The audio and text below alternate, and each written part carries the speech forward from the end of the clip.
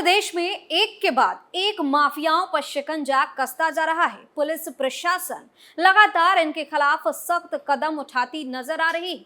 UP के CM Yogi Adityanath का एक बयान सच होता दिख रहा है, जिसमें उन्होंने कहा था कि उत्तर प्रदेश में माफियाओं को मिट्टी में मिला देंगे।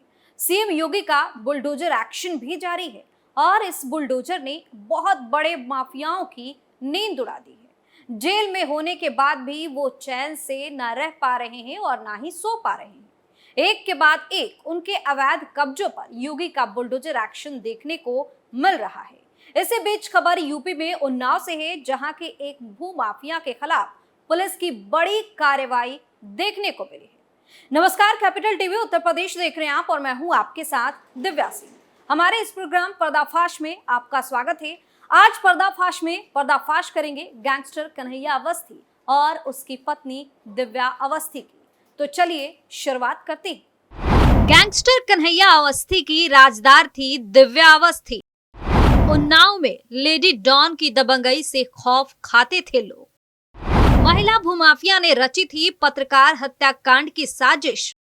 योगी की पुलिस ने पति के साथ लेडी डॉन को भी भेजा जेल। यूपी के उन्नाव में डीएम के आदेश पर गंगा घाट थाना पुलिस ने यूपी गैंगस्टर के तहत भूमाफिया के खिलाफ बड़ी कार्रवाई की है, जिसकी 15 करोड़ रुपए से ज्यादा की संपत्ति को जब्त कर लिया गया है।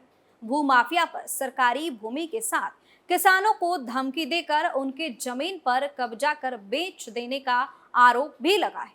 बता दें कि पत्रकार शुभम मणि त्रिपाठी की हत्या के आरोप में भूमाफिया और उसकी पत्नी जेल में बंद है। जानकारी के अनुसार जिलाधिकारी के आदेश पर गंगा घाट थाना पुलिस ने गैंगस्टर कन्हैया अवस्थी के खिलाफ बड़ी कार्रवाई की है और इसी के दौरान 15 करोड़ 6,68,582 रुपए की उसकी संपत्ति को कुर्क किया गया है। कन्हैया अवस्थी पर आरोप है कि उसने अपनी पत्नी दिव्या अवस्थी के साथ संगठित गिरोह बनाया। गिरोह के अन्य सदस्यों के साथ मिलकर गंगा घाट थाना क्षेत्र के कटरी, पीपरखेड़ा और आसपास के गांव की सरकारी जमीनों पर कब्जा कर उसे बेच दिया। इतना ही नहीं, किसानों की जमीनों को भी जबरन कब्जा कर उन्हें भी बेच दिया। वहीं इस पर मारपीट, घर में घुसकर धमकी, हत्या जैसे मुकदमे दर्ज है।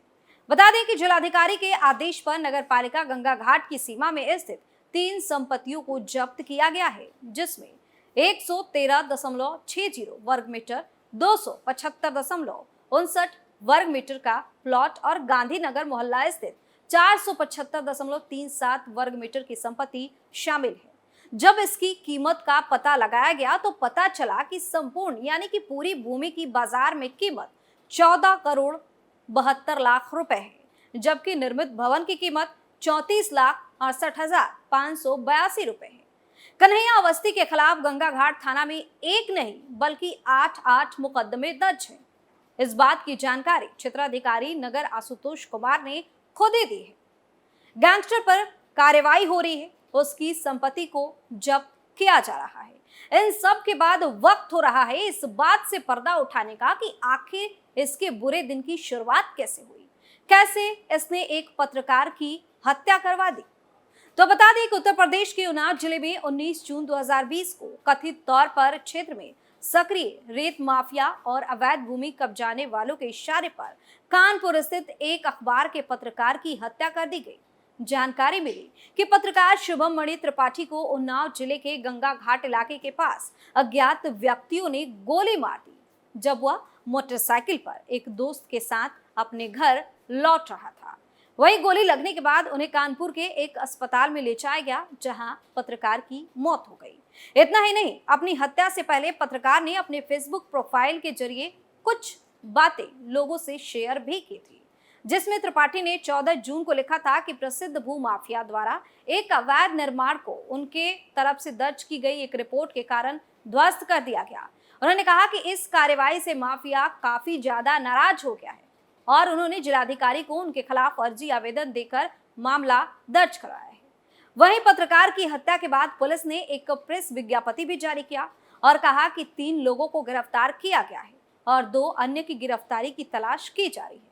गिरफ्तार किए गए व्यक्तियों में से एक ने पुलिस को बताया कि त्रिपाठी के लेखों और फेसबुक पोस्ट के प्रतिशोध में यानी कि बदले की भाव में स्थानीय रियल एस्टेट हस्ती दिव्या अवस्थी ने पत्रकार की हत्या की व्यवस्था की, यानी कि पत्रकार की हत्या की साजिश किसी और ने नहीं बल्कि दिव्या अवस्थी ने रची थी।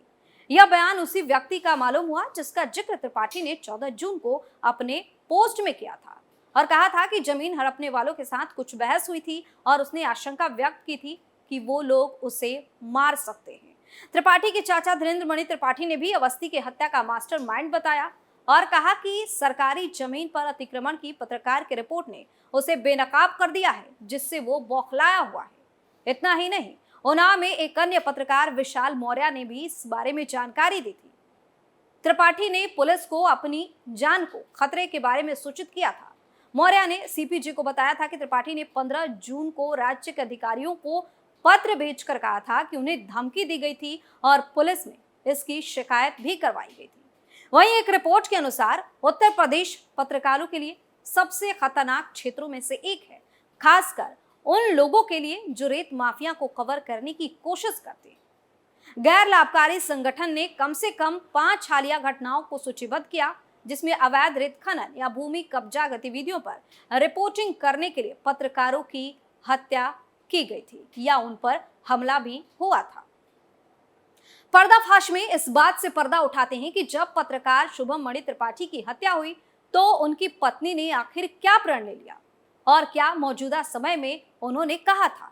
बता दें कि पति की मौत के बाद पत्नी पर दुखों का पहाड़ तो टूटा ही था, लेकिन पत्रकार की पत्नी ने अपने पति को इंसाफ दिलाने की ठान ली थी। उन्नाव जिले के शुक्लागंज में शुभम मणि त्रिपाठी की पत्नी राशि त्रिपाठी और बड़े भाई श्रीसभ मणि त्रिपाठी ने बताया कि अगर जल्द आरोपियों की गिरफ्तारी नहीं हुई और कोतवाल सस्पेंड नहीं किया गया तो पूरा परिवार कोतवाली गंगा घाट में आमरण अनशन पर बैठ जाएगा। और उन्होंने कोतवाल पर गंभीर आरोप भी लगाए थे और कहा था कि ऐसे भ्रष्ट कोतवाल के कारण ही उनके पति की मौत हुई है। वहीं पत्रकारों से बात करते हुए मृतक के बड़े भाई और पत्नी ने बताया कि उनके पति ने कभी बालू खनन संबंधी कोई रिपोर्टिंग नहीं की। कुछ लोग मामले को गलत दिशा में ले जाने की कोशिश करें, जिसके बाद उनकी मांग थी कि मामले की जांच एसआईटी से कराई जाए। इस दौरान वो पुलिस प्रशासन पर भड़की भी नजर आई थी। वहीं आरोप था कि कोतवाल गंगा घाट प्रभारी सतीश गौतम भूमाफिया का साथ देते रहे, जिससे उनके पति की जान चली गई। ऐसे भ्रष्ट अफसर को कोतवाली से नहीं हटाया जाना साफ दर्शाता है कि पुलिस के उच्च अधिकारियों का संरक्षण कोतवाल को प्राप्त है। इतना ही नहीं, पत्रकार की पत्नी ने यह भी प्रण लिया कि जब तक मेरे पति की हत्यारों की गिरफ्तारी नहीं हो जाती है तब तक मैं उनका 13वीं नहीं मनाऊंगी। जिसके बाद पुलिस प्रशासन मामले में एक्शन लेती नजर आई।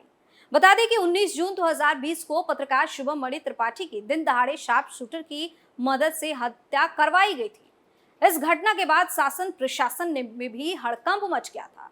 इसके साथ ही पुलिस की कार्यशैली पर भी लगातार सवाल खड़े हो रहे थे, जिसके बाद उन्नाव के पत्रकार शुभम मणि त्रिपाठी हत्याकांड में शामिल 17 अभियुक्तों में से 13 के खिलाफ पुलिस ने यूपी गैंगस्टर के तहत कार्रवाई भी की थी। इसमें गैंग लीडर भी शामिल था। अब इस बात से पर्दा उठाते हैं कि आखिर कैसे इस घटना की मुख्य आरोपी दिव्या अवस्थी, जो लेडी डॉन कही जाती है, और उसके पति कन्हैया अवस्थी की गिरफ्तारी हुई।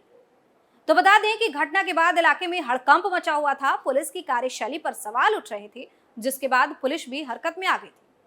और उत्तर प्रदेश के उन्नाव में पुलिस ने आखिरकार पत्रकार शुभम मणि त्रिपाठी की हत्या के मुख्य आरोपी महिला भूमाफिया दिव्या अवस्थी को पति कन्हैया अवस्थी के साथ गिरफ्तार कर लिया।